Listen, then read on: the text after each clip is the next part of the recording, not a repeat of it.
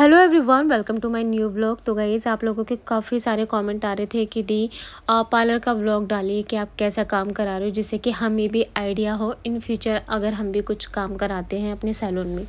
So guys, ये छोटी छोटी क्लिप है जो मैंने रिकॉर्ड कर ली थी आप लोगों को दिखाने के लिए।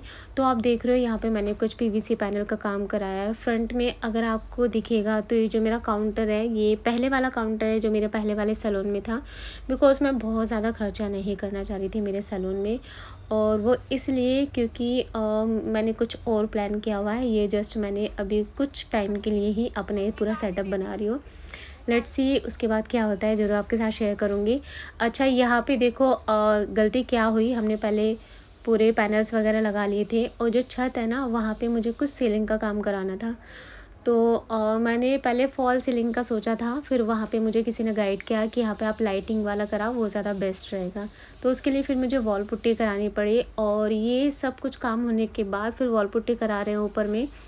तो ये आप गलती मत करना, अगर आप भी कभी अपना इन फ्यूचर कोई सैलून वगैरह कर रहे हैं तो पहले छत का पूरा इंटीरियर का काम कराना है, उसके बाद ही सारा काम। बिकॉज़ अभी आप देख रहे हो वो ऐसे रब कर रहे हैं ना, तो वो सब कुछ मेरे फर्नीचर पे और पैनल्स वगैरह पे आ रहे हैं, जिसकी वजह से हमारी जो मेहनत है वो डबल हो गई। अच्छा, उसके बाद मैं चली गई थी अपनी मम्मी के साथ में मार्केट में, क्योंकि मम्मी को कुछ सूट वगैरह लेने थे अपनी गर्मियों के लिए, और मुझे भी कुछ लेने थे।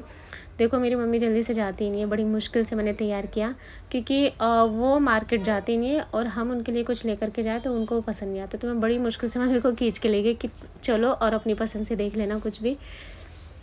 तो ये है हमारे यहाँ की सेक्टर 18 की अट्टा मार्केट, जो कि बहुत ज़्यादा फेमस है। यहाँ पे हर एक चीज़ मिलती है गाइस, बच्चों के कपड़े, पार्टी वेयर ड्रेस, शादी के लिए लहंगा, हर एक छोटी से छोटी, बड़ी से बड़ी सब चीज़ मिल जाती है।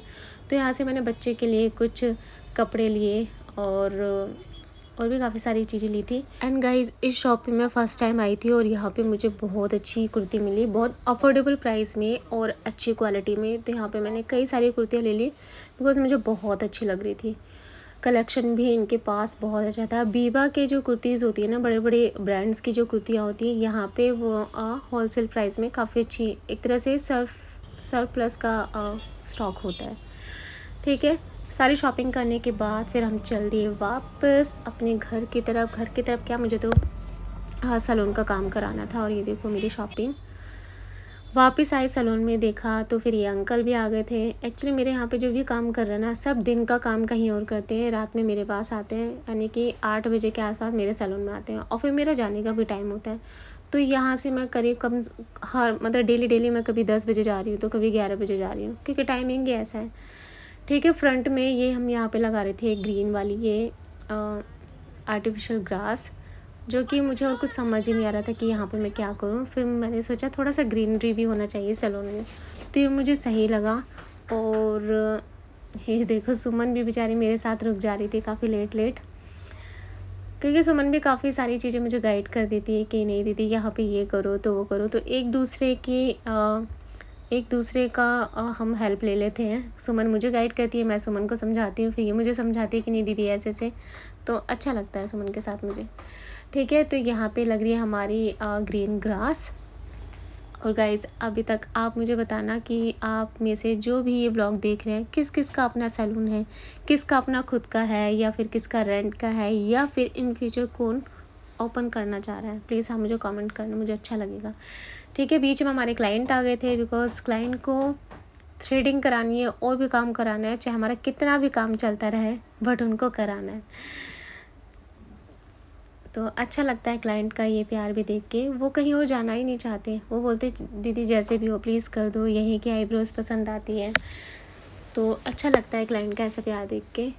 सो गाइज़, ये मेरा भाई जो कि ऑफ़िस से आया हुआ था, और हर बार इसने मेरी बहुत हेल्प करी है गाइज़। चाहे मेरा यूट्यूब चैनल खोलने से लेके हो, चाहे कुछ भी हो, हर एक चीज़ में बहुत ज़्यादा हेल्प करी है।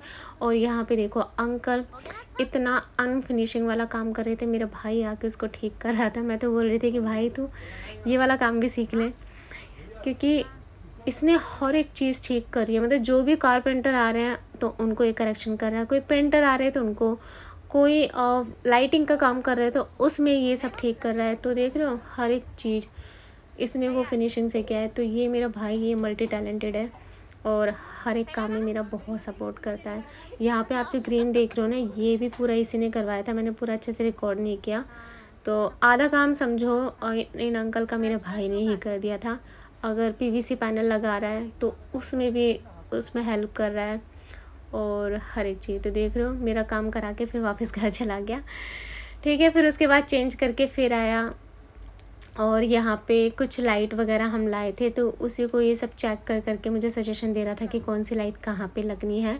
फ़िलहाल में मैंने इसको भी रख दिया है, क्योंकि पहले पूरा काम हो जाए, उसके बाद फिर मैं देखती हूँ कहाँ पे क्या होगा।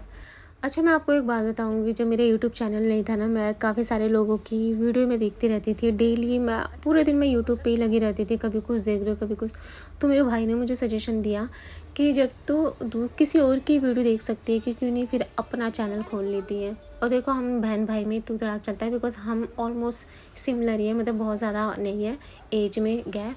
तो इस वजह से हमारा आपस में चलता है ना। और मेरे भाई ने मुझे गाइड किया कि क्यों नहीं अपना चैनल बना लेती है, जो तुझे आता है वो सबको बता, सिखा। जैसे तू सबको देख रही है, ऐसे सब तुम्हें देखेंगे। और मेरे भाई ने मेरा चैनल ओपन कर दिया। तो जो ये मेरी वीडियो आप लोग देखते हो ना, मेरे भाई की वजह से देखते हो। पूरा चैनल बनाने से लेके मोनेटाइजेशन से लेके हर एक चीज़ का काम मेरे भाई ने किया। इवन अभी तक भी मेरा भाई इसको हैंडल करता है। अगर कोई प्रॉब्लम आती है तो मैं अपने भाई से ही ठीक कराती हूँ। सो यस गाइस, मुझे मेरे भाई ने बहुत सपोर्ट किया, और भगवान बहुत ब्लेस करे मेरे भाई को। ठीक है, उसके बाद देखो यहाँ पे कितनी सारी लाइटिंग थी, जो कि वो हर एक मुझे गाइड कर रहा था कि यहाँ पे नहीं, यहाँ पे, यहाँ पे नहीं, यहाँ पे। तो लेट्स सी कैसा पूरा बन के आता है। और देखो, मैं एक और चीज़ बोल रही हूँ, मैंने मेरे पार्लर में बहुत ज़्यादा पैसा नहीं लगाया, मैं टू बी ऑनेस्ट, क्योंकि मैं बहुत ज़्यादा पैसा लगाना नहीं चाह रही। और बस कम से कम बजट में ही मैंने ओपन किया है। बट हाँ, थोड़ा सा स्पेस मिल गया, बस मुझे स्पेस की ज़रूरत थी, क्योंकि इससे पहले वाला सैलून जो था ना, वो स्पेस में इसका आधा था, जिसकी वजह से हमें बहुत प्रॉब्लम होती थी। अगर 4-5 लोग एक साथ आ गए मेकअप के लिए, तो हमें इतनी दिक्कत होती थी कि उनके बैग कहाँ रखें, कहाँ पे उनको खड़े होना है। बट फिर भी हमने बहुत मैनेज किया है उस पार्लर में, उसको मैं बिल्कुल नहीं भूल पाऊँगी। उसने मुझे बहुत कुछ दिया है। लेट्स सी इस वाले सैलून में कैसी रहती है जर्नी। और यहाँ पे हमारे फिर से कोई क्लाइंट आ गई। तो देखो, यहाँ पे पेंटर भैया भी आ गए थे। एक्चुअली एक जो वॉल थे ना, उसमें प्लास्टिक पेंट हो रखा था पहले से ही। तो उस वाली वॉल पे हमें सिंपली ऐसा पेंट कराना था, मुझे क्रीम कलर का, क्योंकि मैं नहीं चाह रही थी कि हर पूरी दीवार पे मैं पैनल लगाऊं, या फिर पूरी दीवार पे मैं पीवीसी वो लगाऊं, जो भी है। इसलिए मैं चाह रही थी एक साइड की जो दीवार है वो प्लेन रहनी चाहिए। और यहाँ पे मैंने कुछ और सोचा था। ठीक है, और यहाँ पे 3-4 लेयर करने के बाद वो जो प्लास्टिक पेंट है ना, पहले से जो हो रखा था ब्लू कलर का, वो हाइड किया बड़ी मुश्किल से गाइस। और यहाँ पे देखो कितना ज़्यादा काम हमारा फैल गया था, क्योंकि सब कुछ काम करने के बाद ये सब जो काम होता है ना, तो गाइस बहुत काम फैलता है। और देखो, यहाँ पे मैं बात बताऊँ, वो जो हमारे कारपेंटर अंकल थे, उन्होंने मेरी पूरी शीट ख़राब कर दी। वो कैसे? एक्चुअली इसके ऊपर ना गम लगाने की ज़रूरत नहीं होती। ऑलरेडी ये देखो, दीवार में जस्ट इसको ऐसे ही लगा के इसको चिपकाया जाता है। देख रहे हो कितना ज़्यादा इसका गम स्ट्रॉन्ग रहता है। बट अंकल को इसकी नॉलेज ही नहीं थी। उन्होंने सीधा वो लिया, जो हमारे पीवीसी पैनल जिसे चिपका रहे थे ना, उसका जो ये गम लोशन था, उन्होंने इसके ऊपर लगा दिया। और फिर जब चिपकाया तो उस पर पूरे में बबल्स हो गए।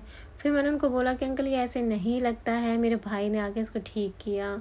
फिर ये शीट तो हमारी पूरी ख़राब ही हो गई थी। जैसे तैसे इसमें से हाफ़ पोर्शन सही निकला, तो हमने एक जगह स्टिक किया, अदरवाइज़ तो ये पूरा का पूरी शीट ही मेरी ख़राब हो गई। तो ऐसे काम ख़राब होता है। आप जब भी अपना काम कराओ ना, एक्सपीरियंस, जिसको एक्सपीरियंस होना अच्छा खासा, उसी से काम कराना।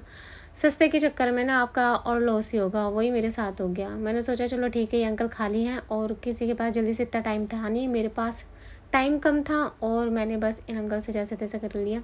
सारा काम अच्छा किया है, बट बहुत काम हमारा गलत भी हुआ है। खैर चलो, ये सब तो होता रहता है, और बस यही है। तो आधा काम हमारे पार्लर में हो चुका है, और कुछ काम चल रहा है अभी बाकी।